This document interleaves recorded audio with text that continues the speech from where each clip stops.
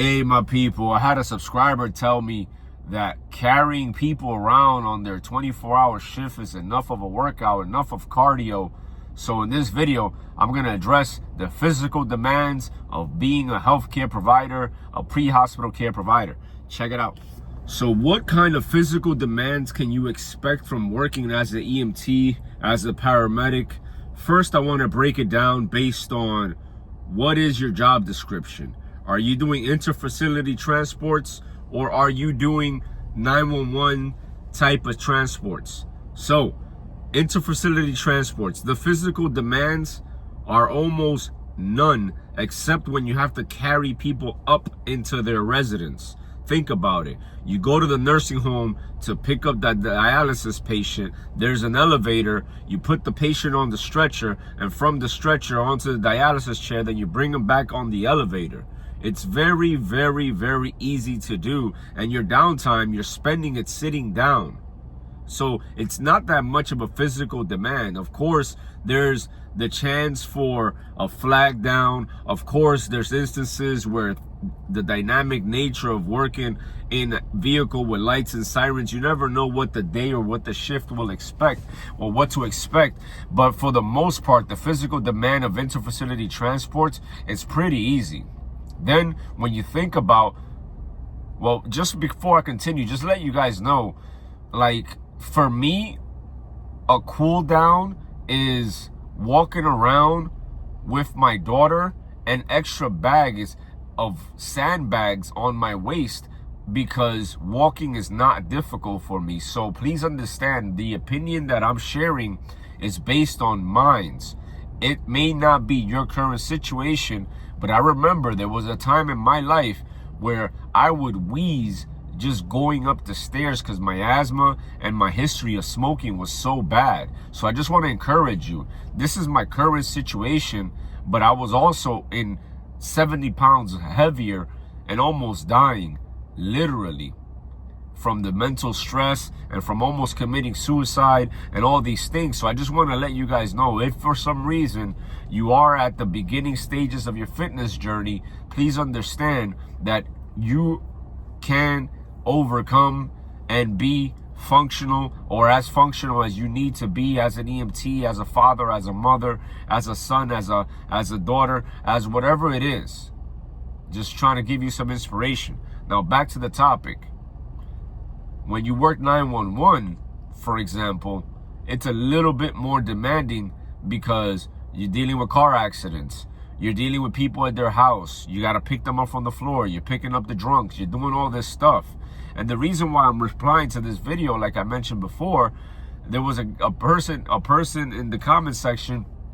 Shout out to you. Thank you for giving me the video idea. And if you have anything that you want me to cover on this video series or this YouTube channel, feel free to share your question or your comment, and I'll reply to you. I'll reply to you in the comment and making a video if it's worth it. Now, he mentioned that walking patients around and doing what he does in his 24-hour shift is enough of a workout. And I beg to differ. Of course, it's better than sitting down and this, that, and the third. But at the end of the day, I'm thinking to myself that the person watching this video is a person who wants to be better, a person who wants to be healthier, and is seeking information that'll give them the competitive advantage on the job that they decided to do. And shout out to you for choosing to do God's work. But I gotta tell you, walking your patients on a stretcher that has wheels is not a workout. Like, the definition of a workout is more like lifting weights, doing jujitsu, doing some kind of martial art that involves striking, doing some kind of thing that exerts you mentally and physically and makes you more resilient. Because at the end of the day, you need to be resilient to be able to provide public service at the highest level. You need to be resilient to be the best leader of your household, the best leader of your community.